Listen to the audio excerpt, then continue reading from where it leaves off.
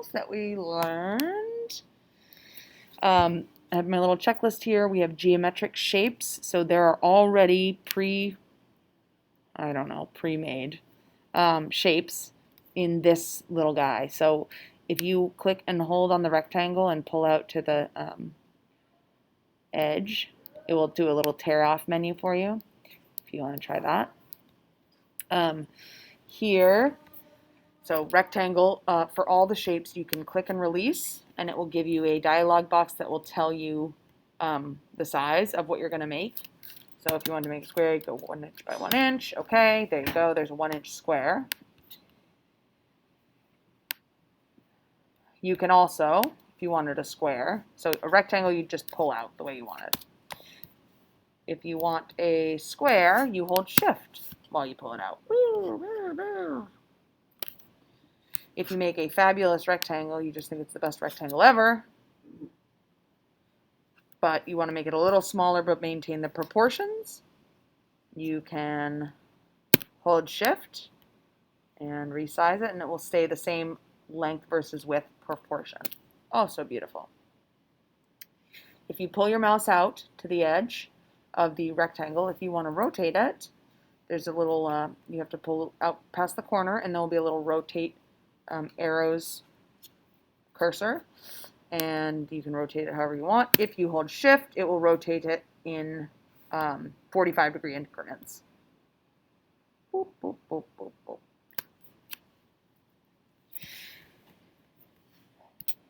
If you look in here, there's these little circles within circles, and when you hover over them, your cursor gets a curve to it. That is how you make a rectangle a curved rectangle. Round the edges. You can open it back up. If you want to just do one, double click on that circle and you can pull that in. Now I have this funny little shark fin.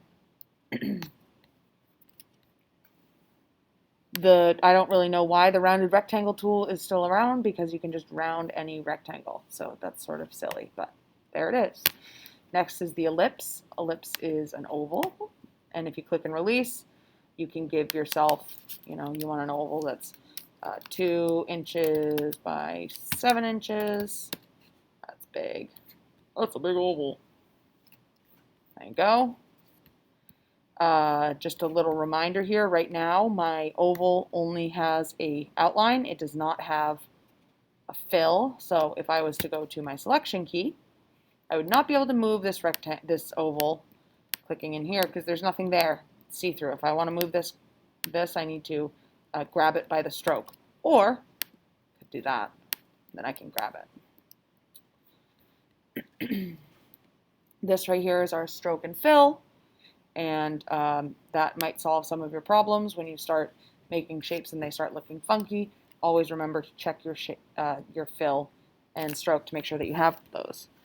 If you want to make a circle with the ellipse tool, hold shift and pull it out.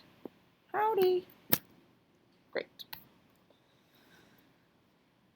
Polygon tool. Poly means many, gon means side. So if you click and release, surprise, surprise, dialog box shows up, and you can choose the amount of sides there. Oh, I want a triangle. Great. 3 sides.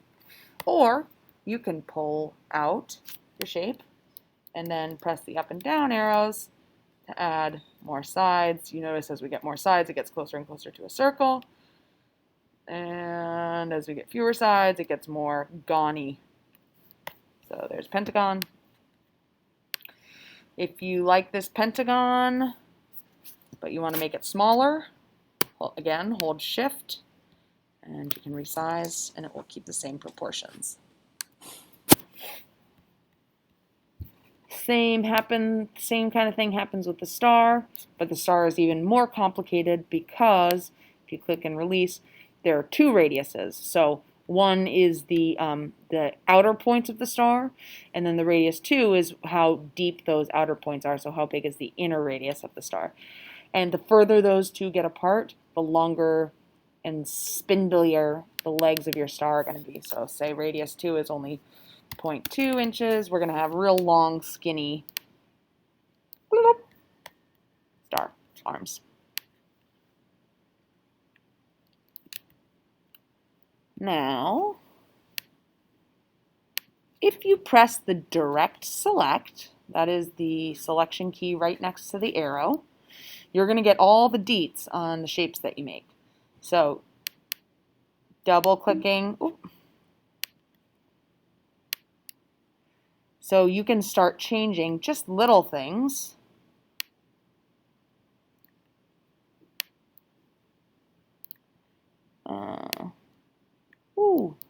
So I'm making those come out.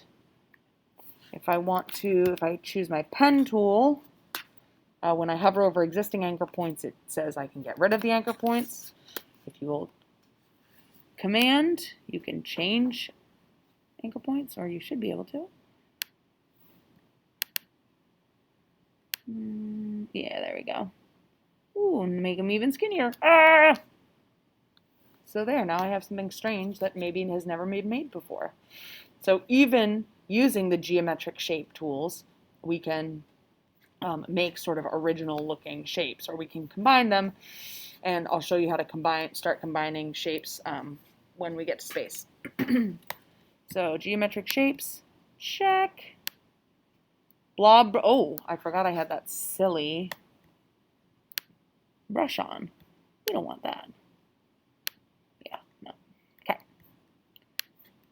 Bonk. All right, the blob brush. Woohoo! So the blob brush I taught you guys under shape because blob brush rather than, so here I'm using a regular brush and that's making a line. Line starts in one place and ends in another. A shape is what happens when a line crosses over itself. Whoop! So there is a shape. This is a line. The blob brush, instead of making a line, actually makes a shape. The blob brush tool lives under the regular paintbrush tool. You can make your brush bigger or smaller by using the open and close brackets. So those are next to the P. When I press the one next to the P, it makes it smaller. Press the close bracket, it makes it bigger. So this is great if you're trying to get a painterly approach to tracing an image. So now instead of having a line here, I can actually select this guy, and now I have this strange shape. Organic shape, here it is. Anything that you paint over with the blob brush, when it touches something also painted with the blob brush of the same color, those shapes will join. So if I painted like this, now that's one full shape. But if I did this, and then I changed my color to this, and I overlapped them, those would be two different shapes. There's one, and there's another. So you have different shapes here when you change colors. Blob brush, check. Overlapping lines, then apply the live paint bucket. You know what? Look at this. We already have a bunch of overlapping lines. We actually have shapes that are overlapping, but I said right here, this is what when a line crosses over itself, it becomes a shape. So let's just make a little more of an example of that right here. Doop, doop, doop, doop, doop, doop. So here's a wild and crazy thing. Dink. And there's lots of little shapes in here. I want to make that a little bit thinner. Oops, I need to select it. I'm going to make that line itty bitty. Oh, that looks fun. Okay, and now this guy, I'm going to select that, and I'm going to select the Live Paint Bucket tool. You can do that by finding it under the Shape Builder, or you can just press K. When you press K, first of all, before you press K, you have to make sure that the things that you want to paint in are selected. So if I wanted to choose that, but also others, I'm going to actually choose the whole thing so I can maybe paint whatever I want. Highlight all that, and I'm going to press K, and I have to click on one of the paths. Okay, And now every place that overlaps, boop, boop, boop, boop, is its own shape. This is when we start getting into swatches. So when you use your live paint bucket, you may want to have your swatches open. So window, hi, hooray! Window and swatches, you can choose the colors that you like. And then you can just sort of start filling in. Ooh, funky. So funky. So that is how the live paintbrush works. The live paintbrush, if you have places that overlap that aren't already closed shapes, it will make them into closed shapes. So that's a really nice, nice thing to have. And here I go getting wild with the paint bucket. Wow, that looks so fun. All right, so overlapping lines, live paint bucket, check. Shape tools, reviewed.